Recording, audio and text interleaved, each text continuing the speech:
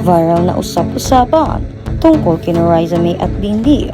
Umani ng matinding reaction online. Mabilis kumalat sa social media ang isang kontrobersyal na usap-usapan na kinasasangkutan ng dating child star na si Riza May Dizon at si Bimbi Aquino sa loob lamang ng ilang oras. Naglabasan ng iba't ibang post, komento at haka-haka mula sa mga netizen dahilan upang muli silang maging sentro ng atensyon online. Gayon pa man sa panahon ngayon kung saan mabilis ang pagkalat ng impormasyon, mahalagang suriin kung alin ang totoo at alin ang hindi pa kumpirmado. Maraming viral na kwento ang agad pinaniniwalaan ng publiko kahit wala pang opisyal na pahayag mula sa taong direktang sangkot. Ito ang dahilan kung bakit naging mainit na paksa ang mga kumakalat na balita tungkol kina Riza May at Bimbi. Paano nagsimula ang usap-usapan? Nagsimula ang maingay na pangalan ng dalawang matapos kumalat ang mga social media post na naglalaman ng mga hindi beripikadong pahayag tungkol sa kanilang personal na buhay.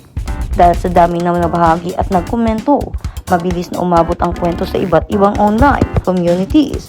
Marami agad ang nagbigay ng reaksyon, habang iba naman ay naghihintay muna ng opisyal na kumpirmasyon bago maniwala. Ang hamon ng social media, hindi maikakaila na malaking bahagi na ng pang-araw-araw na buhay. Maraming Pilipino ang social media.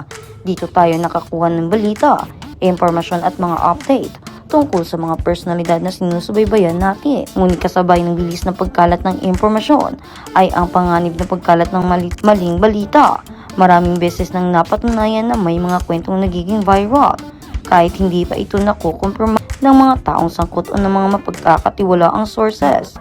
Dahil dito, mahalaga ang pagiging maingat at pagbabahagi ng paniniwala sa mga impormasyong nakikita online.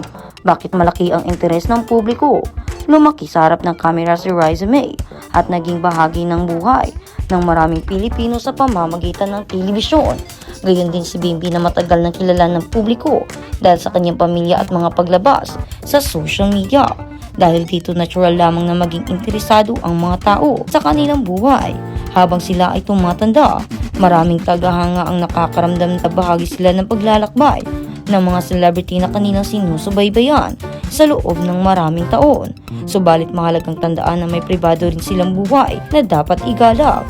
Reaksyon ng mga netizens. Hindi nagtagal ay bumaha ng iba't ibang opinion online. May mga netizens na agad naniniwala sa mga kumakalat na kwento at nagpahayag na suporta. Mayroon ding nagpayo na huwag agad manghusga hanggat wala pang opisyal na kumpirmasyon. Samantala, may ilan ding nananawagan sa publiko na maging responsable sa pagbabahagi ng impormasyon upang maiwasan ang pagkalat ng maling balita. Makikita rin kung gaano kabilis mahati ang opinyon ng publiko kapag may lumalabas na controversial na usapan. Ang kahalagahan ng pagberipika sa isa sa mga pinakamahalagang aral sa ganitong sitwasyon ay ang kahalagahan ng fact-checking. Hindi sapat na maraming nag-share o nag-react sa isang post upang ito ay maituring na totoo. Mahalagang alamin kung may opisyal bang pahayag mapagkakatiwalaang source o konkretong ebidensya na sumusuporta sa isang claim.